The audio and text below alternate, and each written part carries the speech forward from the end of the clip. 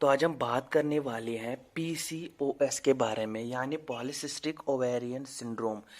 क्या आपको पता है खाली इंडिया में ही 20% से भी ज़्यादा इंडियन वुमेन पीसीओएस यानी पॉलीसिस्टिक ओवेरियन सिंड्रोम का शिकार हैं।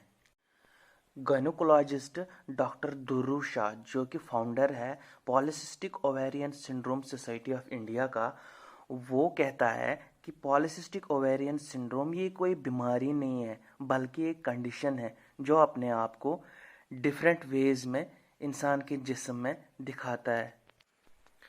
पॉलीसिस्टिक ओवेरियन सिंड्रोम एक कॉम्प्लेक्स हार्मोनल डिसऑर्डर है जिसकी वजह से बहुत सारे child bearing age females affect होती हैं।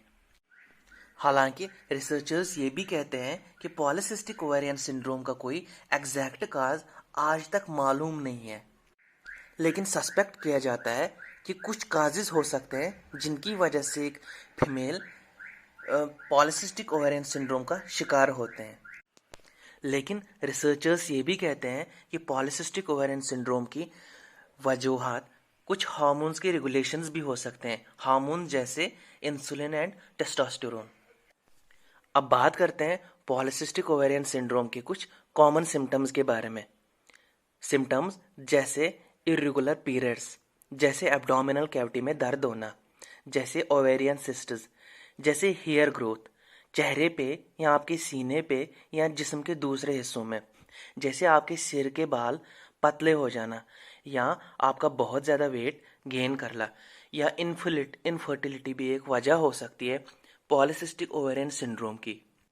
लेकिन जहाँ बीमारी है वहाँ इलाज भी है। तो चलिए कुछ ऐसी रेमेडीज़ के बारे में बात करते हैं जिनकी मदद से आप पॉलीसिस्टिक ओवेरियन सिंड्रोम से हमेशा हमेशा के लिए निजात पा सकते हैं। तो पहली रेमेडी है वेट लॉस।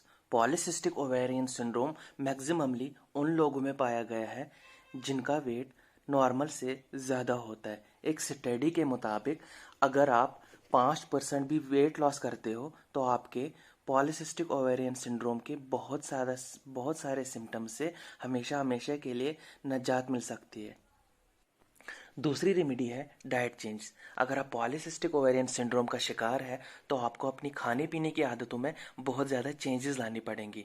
आप सबको पता ही होगा कि पॉलीसिस्टिक ओवेरियन सिंड्रोम एक बीमारी नहीं है, ये एक कंडीशन है जिसमें बॉडी बहुत सारे हार्मोनल चेंजेस से गुजरती है, हार्मोन्स जैसे इंसुलिन या टेस्टोस्टेरोन।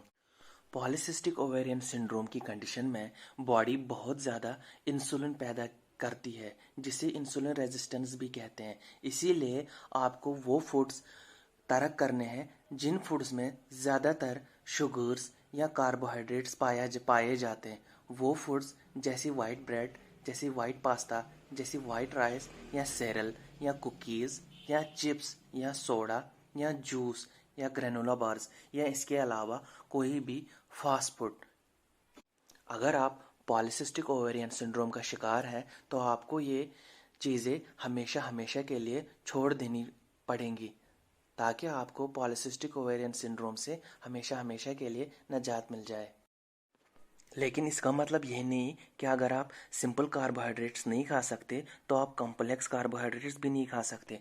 आप कॉम्प्लेक्स कार्बोहाइड्रेट्स जिनमें फाइबर और न्यूट्रिएंट्स पाए जाते हैं, आप वो कार्बोहाइड्रेट्स ले सकते हैं। वो कार्बोहाइड्रेट जैसे होल ग्रेन या होल व्हीट ब्रेड या पास्ता या ब्राउन राइस को अपने डाइट में शामिल कर सकते हैं।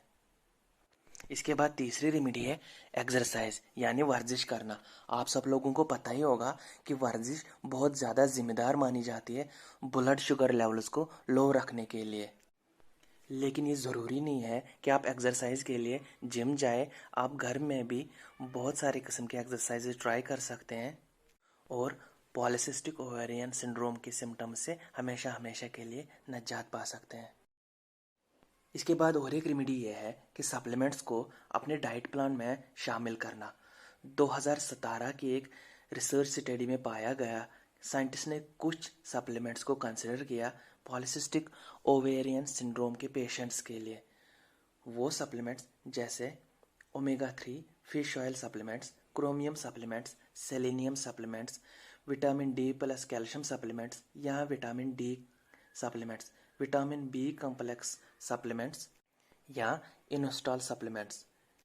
लेकिन याद रहे, इन सप्लीमेंट्स को इस्तेमाल करने से पहले अपने कंसर्न डॉक्टर को ज़रूर कंसल्ट करें, क्योंकि हो सकता है इन सप्लीमेंट्स के इस्तेमाल से आपकी डेली मेडिकेशन में इफ़ेक्टिवनेस कम हो जाए। इसलिए अपने डॉक्टर को कंसल्ट करने के बगैर ये सप्लीमेंट्स ना लें। इसके बाद और एक रेमेडी है हर्बल प्रोडक्ट्स का इस्तेमाल करना। 2014 की एक रिसर्च स्टडी में पाया गया कि पॉलीसिस्टिक ओवेरियन सिंड्रोम के पेशेंट्स जो हर्बल प्रोडक्ट्स यूज़ करते थे, उनमें पॉलीसिस्टिक ओवेरियन सिंड्रोम के सिम्टम्स बहुत कम पाए गए। इसके अलावा 33 और स्टडीज़ भी सुझाव देते हैं कुछ हर्ब्स का इस्तेमाल करने का। हर्ब जैसे निर्गुंदी है, जिसका scientific name Vitex agnus castus है, वो बहुत ज़्यादा हेल्पफुल है पॉलीसिस्टिक ओवेरियन सिंड्रोम कंडीशन में। इसके अलावा और एक हर्ब है जिसका साइंटिफिक नेम है सिमिसिफोगा रेसमोसा, जिसका इंग्लिश नेम ब्लैक कोहोश है, या दूसरे नाम जिसके जैसे ब्लैक बकबेन या रैटलवीड या स्नेकवीड। इसके अलावा और एक हर्ब है सिनेमोमम कैसिया, इसका जो हिंदी नाम है वो है दालचीनी कैसिया। आप इन सब हर्ब्स को इस्तेमाल करके पॉलीसिस्टिक ओवेरियन सिंड्रोम के सिम्टम्स से हमेशा के लिए निजात पा सकते हैं। इसके बाद और एक रेमेडी है प्रोबायोटिक्स का अपने डाइट प्लान में शामिल करना। 2016 की एक रिसर्च स्टडी में पाया गया कि प्रोबायोटिक्स बहुत ही ज़्यादा इफ़ेक्ट करते हैं सेक्स हार्मोन्स जैसे एंड्रोजन या एस्ट्रोजन। इसका मतलब ये है कि प्रोबायोटिक्स की मदद से आप पॉलीसिस्टिक ओवेरियन सिंड्रोम के सिम्टम्स को रिवर्स कर सकते हैं। 2016 की एक रिसर्च में पाया गया कि जब एक चूहे को कंटिन्यूअसली प्रोबायोटिक्स दिए गए तो उसके पॉलीसिस्टिक ओवेरियन सिंड्रोम कंडीशन के सिम्टम्स रिवर्स हो गए। इसके अलावा डॉक्टर्स भी पॉलीसिस्टिक ओवेरियन सिंड्रोम के पेशेंट्स को प्रोबायोटिक्स लेने के सजेशंस देते हैं। तो ये थी कुछ रेमेडीज़ पॉलीसिस्टिक ओवेरियन सिंड्रोम से रिलेटेड। अगर आप इन रेमेडीज़ को अच्छे से फॉलो करते हैं तो आपको पॉलीसिस्टिक ओवेरियन सिंड्रोम कंडीशन से हमेशा के लिए निजात मिल जाएगी। अगर आपको ये वीडियो इन्फॉर्मेटिव लगा तो प्लीज़ चैनल को सब्सक्राइब कीजिए और बेल आइकन पे क्लिक कीजिए, ताकि आपको और भी वीडियोस के अपडेट्स मिलते रहे, क्योंकि मैं हर दिन एक नया वीडियो अपलोड करता हूँ।